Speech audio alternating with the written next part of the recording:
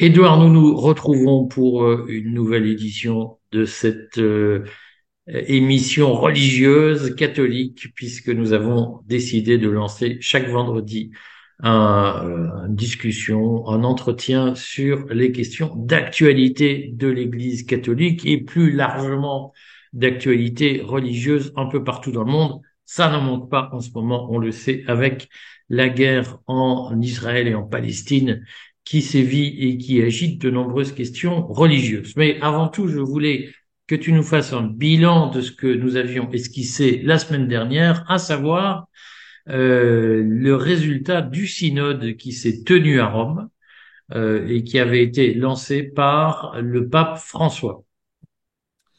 Voilà. Je rappelle ce qu'on s'était dit. La première chose, un synode, c'est une réunion d'évêques qui a lieu en général tous les 2 ans à Rome, convoqué par le pape sur un sujet qui en général a trait à la vie de l'Église. Le pape François, on a convoqué plusieurs sur la famille, sur la jeunesse, sur l'Amazonie. Et là, on a quelque chose d'un peu obscur qui s'appelle un synode sur la synodalité. Alors, comme je l'avais dit la dernière fois, on a le droit de sourire puisque le même pape François, avec tout le respect qu'on a pour lui, nous explique qu'il ne faut pas que l'Église soit autoréférente, c'est-à-dire qu'elle parle en permanence d'elle-même. Sauf que quand on parle d'un synode sur la synodalité, je suis pas sûr que ça parle à beaucoup de monde, sinon à des gens qui sont vraiment plongés dans les documents d'Église. Alors le synode, étymologiquement, ça veut dire qu'on chemine ensemble, donc c'est un moment de rencontre, tout simplement. Euh, donc, euh, euh, si je parlais comme Ségolène Royal, je dirais que c'est une rencontre sur la rencontritude. Euh, bon, euh, on voit bien que c'est très autoréférent et on a vu aussi des trucs un peu puérils, un peu grotesques, mais en même temps qui moi me font me demander. D'ailleurs, je suis en train d'essayer de fouiller ça, s'il n'y a pas un cabinet derrière, type, alors on dit toujours McKinsey, mais ça peut être un autre, mais par exemple. D'habitude, le synode, ça se passe dans une grande salle, dans un auditorium. Et là, les gens étaient à des petites tables par petits groupes. Alors ça fait un petit peu ridicule parce que ça fait comme si l'Église catholique courait après des modes. Alors ensuite, moi j'ai lu le document final. Alors il faut savoir que c'est un document final provisoire parce qu'il va y avoir une autre rencontre au mois d'octobre prochain qui devrait arriver à des conclusions.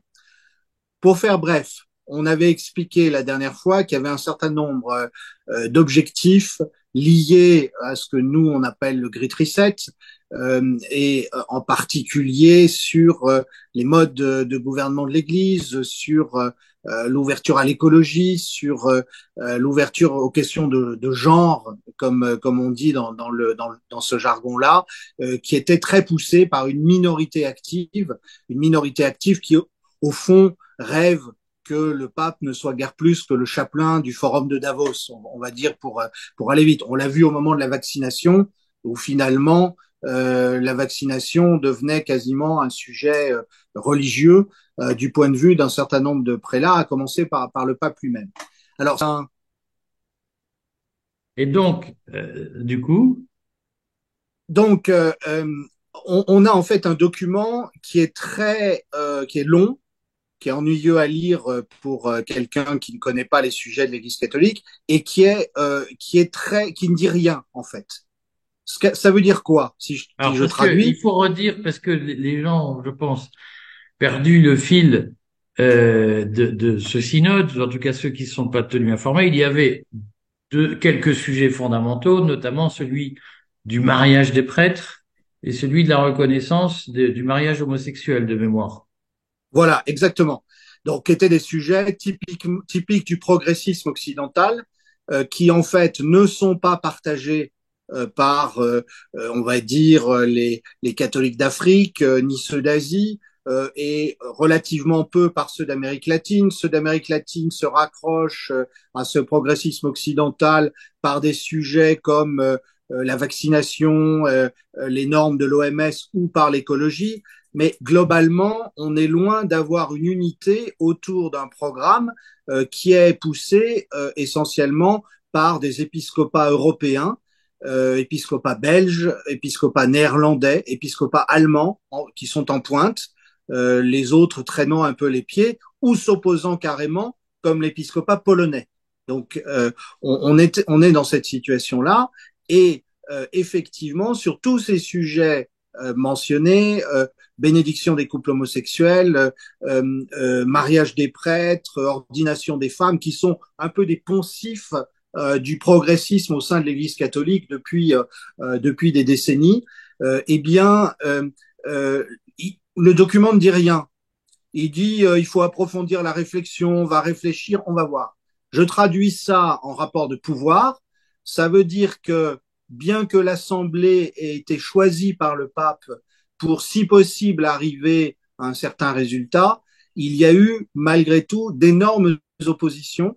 Et ça, les témoignages rassemblés le disent, en particulier d'évêques mais aussi de laïcs ou de religieux venus des autres continents. Je rappelle ce qu'on s'était dit. En fait, l'Église catholique est dans une mutation qui avait été en fait vraiment abordée pour la première fois par le pape Jean-Paul II. On se rappelle sa centaine de voyages à travers le monde, un phénomène tout à fait extraordinaire.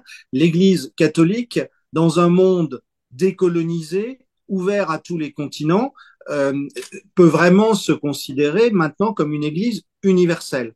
Simplement, pour gouverner 1,5 milliard de personnes, pour aller vite, c'est très compliqué.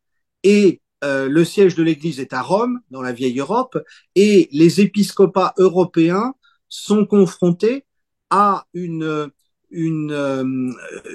problématique propre qui est que dans des nations vieillissantes et où les classes dirigeantes sont imbues d'un certain nombre de principes et d'objectifs que nous appelons le Great Reset par commodité, eh bien, les églises se vident, il y a moins d'attrait pour la pratique religieuse, et donc les épiscopats européens ont tendance à penser que leurs problèmes sont les problèmes du monde entier. Alors que en Afrique, le problème est beaucoup plus d'églises jeunes qui ont grandi très vite avec quelque chose qu'on connaissait en Europe il y a quelques siècles, c'est-à-dire quelle est la part à faire des croyances ancestrales et du passage au christianisme. En Asie, on a un problème qui est beaucoup plus le conflit entre la civilisation asiatique qui ne veut pas accepter un universalisme occidental imposé par la force et d'autre part le fait d'accepter le catholicisme qui est venu d'Occident. Euh, on a comme ça des problèmes qui sont très spécifiques à chaque église.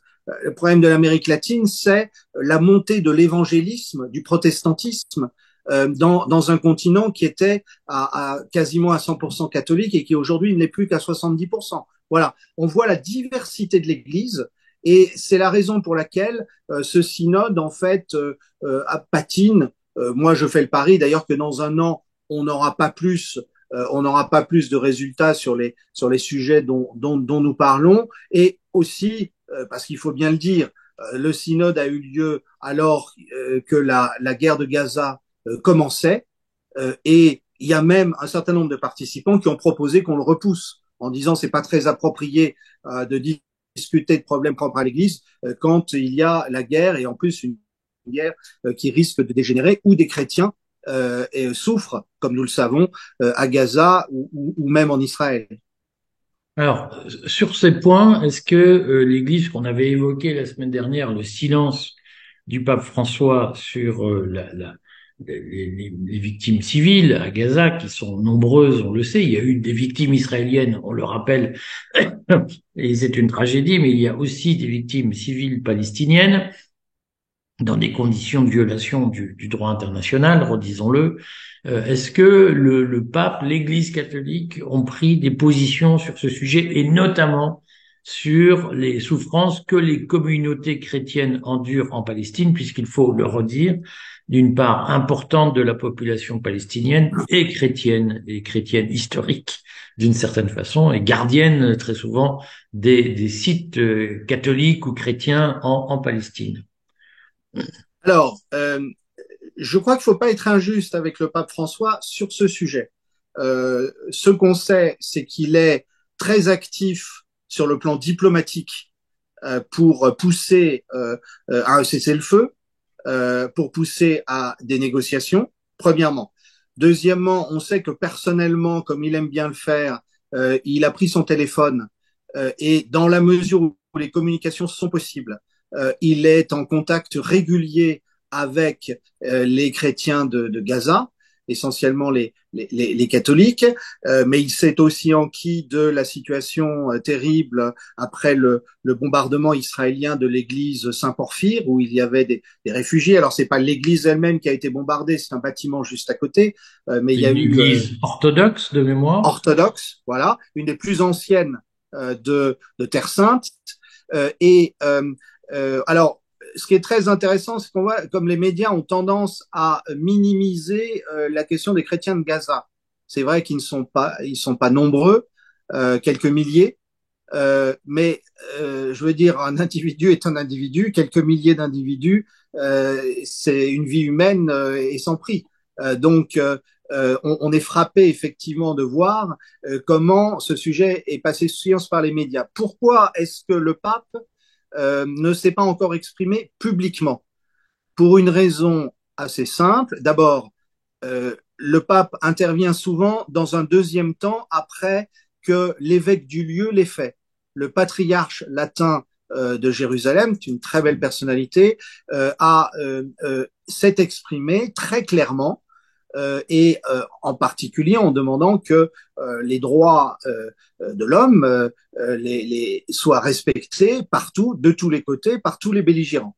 Donc il n'y a pas le patriarche latin de Jérusalem s'est même proposé a proposé de donner sa vie en fait comme otage pour libérer des otages. Donc l'Église catholique est très présente. Ça nous renvoie au fait que il y a un sujet dont personne ne parle depuis des années en Terre Sainte, et là je parle volontairement de la Terre Sainte pour dire que ça ne s'arrête pas à la frontière entre Israël et les territoires palestiniens, occupés ou non. C'est le traitement réservé par l'État d'Israël aux chrétiens qui vivent dans ses frontières à lui. Moi, j'ai toujours été frappé par la dureté du traitement vis-à-vis des chrétiens, on les appellera arabes, qui vivent en Israël, qui ont un passeport israélien, mais qui sont toujours soupçonnés d'être des complices et qui sont très maltraités. On a eu par exemple des images récemment encore, après le début de la guerre, de soldats israéliens qui empêchaient les chrétiens vivant à Jérusalem-Est de se rendre au Saint-Sépulcre, alors qu'ils laissaient passer les touristes et les molestant même. Bon, c'est quelque chose qui n'est pas du tout nouveau. Et on Moi, rappelle qu'avant, excuse-moi, je te coupe, mais on rappelle oui, qu'avant le 7 octobre, on n'en parlait pas beaucoup dans la presse française, mais il y a eu beaucoup de provocations de la part de religieux sionistes en Israël. On dit que tous les juifs religieux ne sont pas sionistes, certains sont anti-sionistes, mais certains sont très sionistes. Et on rappelle qu'à la sortie de certaines églises, il y avait des provocations antichrétiennes de la part des militants sionistes sur le territoire d'Israël. exactement, de même qu'il y a eu des provocations avec des incursions sur l'esplanade des mosquées. On voit effectivement qu'il y a une situation particulièrement explosive, puisque, comme chacun le sait, mais ça vaut la peine de le rappeler, chrétiens, juifs et musulmans considèrent Jérusalem comme une ville sacrée comme une ville où ils ont des lieux saints auxquels les pèlerins doivent pouvoir accéder, les pèlerins ou ceux qui vivent sur place, hein, bien sûr. Et on sait que les choses ne sont absolument pas simples. D'ailleurs, un des marqueurs du respect par Israël des droits de l'homme, c'est le libre accès ou non aux lieux saints.